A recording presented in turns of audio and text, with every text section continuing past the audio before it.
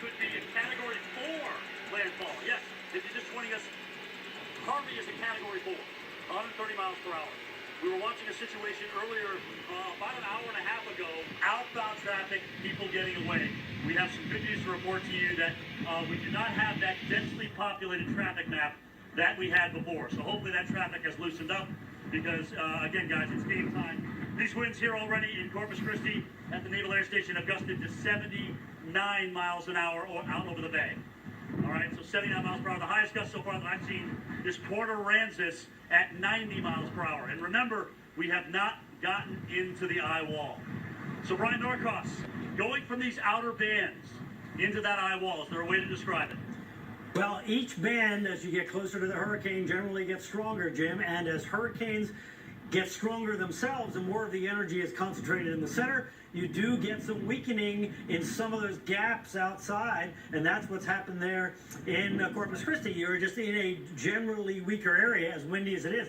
I have this incredible satellite picture, Jim, just before the sun's going down on the GOES 16 visible, and we can clearly see that the eye wall is just offshore, just offshore. We're estimating about 5 miles offshore. We can also see that it is clearly going to go north of you. And Jim, you know, we've been talking about it's a much less populated area there, well, to the east, let's say, of Corpus Christi.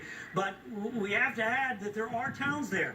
There's Oswell, and there's Tivoli, and there's Port O'Connor, and, you know, and up to Rockport. There are towns in here that we're very, very fearful for what is going to be left of them when this is over. And Jim, you mentioned it earlier.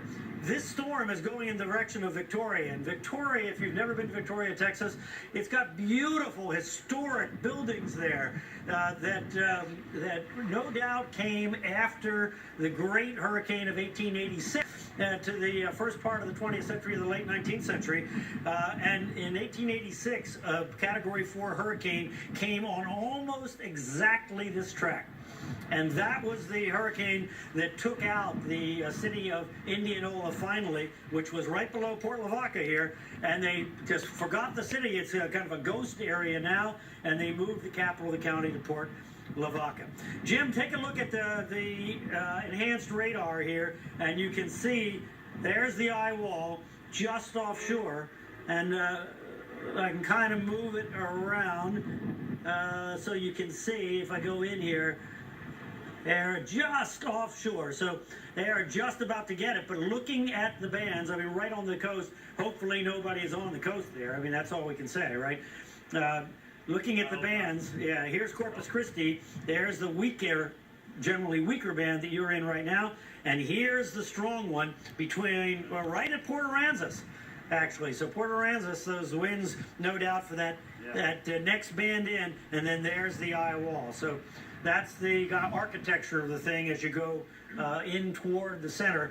And I haven't seen the hurricane hunters have left the scene. And by the way, Jim, the observation was at flight level of 148 miles per hour. And then the National Hurricane Center estimated that to mean surface winds of 130. So that's where the 130 mile per hour observation came from. Jim? Holy smoke, Brian. I think that band rotated down from Port Aransas pretty quick here because these winds have really picked up quite a bit just in the last couple of minutes. Well, the radar is still showing you, Jim. I think so far is Port Aransas. I think no, I don't think it is, Jim. I think you've got an enhanced part of your band, which is number 3 coming out from the center, right? Eye wall is 1, next band is 2. You're at number 3. It looks to me like that other band is between you and Port Aransas right now. It's kind of rotating your way, so there is more to come for Corpus Christi here before you guys are done.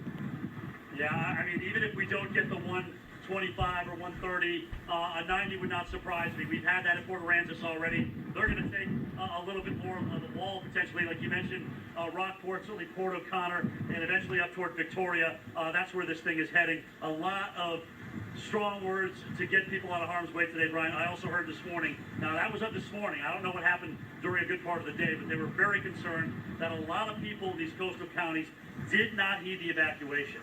So a little hurricane amnesia, certainly, when you think about the last time they dealt with a hurricane of this magnitude. Brian, I want to talk a little bit about Houston, all right? Because it's hard to see how the whole thing sets up with the banding and the rainfall rates. We both know that. It's almost impossible to forecast that. But could you envision a scenario where Houston could flood more than once out of this same storm?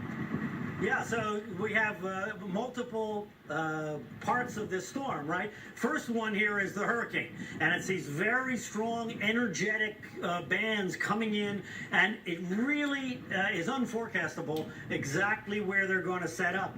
But if the storm doesn't move very much, that means sometimes the bands don't move, so you get this training of strong downpours that just continue and continue and continue in one place.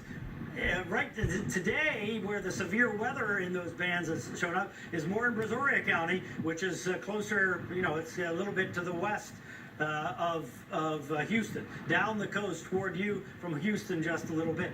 So we don't know. So there's that issue.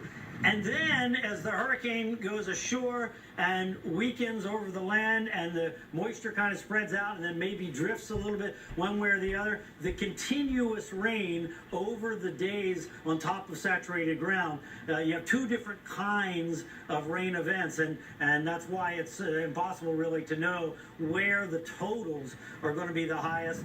And of course we know in Houston all that water runs down to the Buffalo Bayou and into the creeks, and once that gets full, then there's no place for it to go, and it ends up in the underpasses and it ends up in the low-lying spots. In fact, in Houston, Jim, they know so well, they have so much experience with major flooding there that the city of Houston actually has on the maps, they show you where the flooding is, and here we're looking at a camera.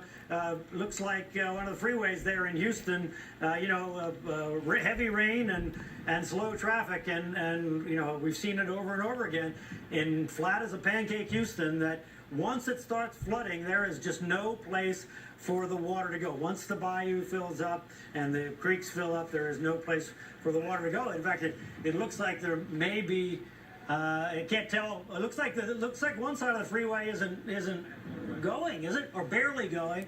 It may be there's water on that freeway already there in downtown Houston. Anybody know which freeway that is?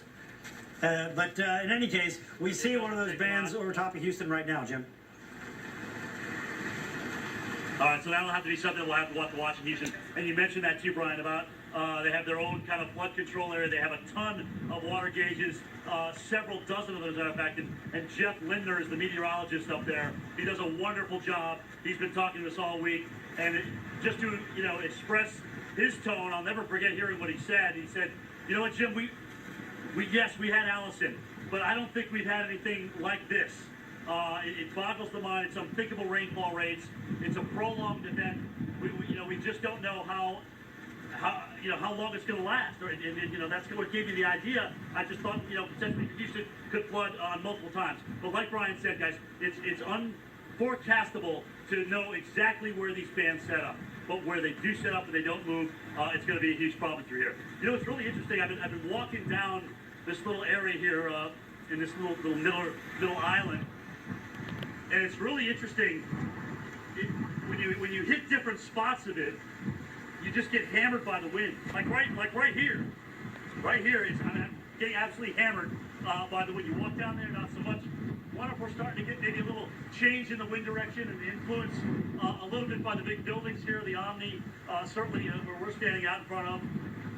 It's amazing what wind energy can do. It can get accelerated and also decelerated in through here.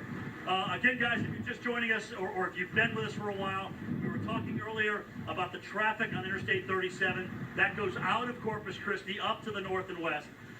There were earlier many cars on that highway. If you think last-minute evacuation, and there was traffic. It was very, very slow go.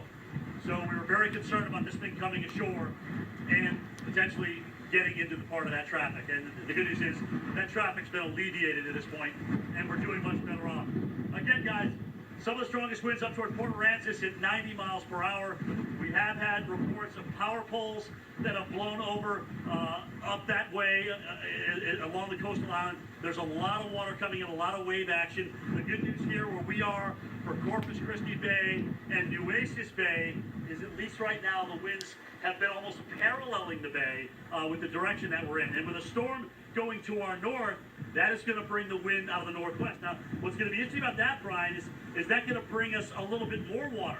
Is that going to take the water maybe, a little bit more on top of this seawall we have behind us as the wind changes direction? Which way do you think it's going to be in the bay? The thing is that the main push of the wind is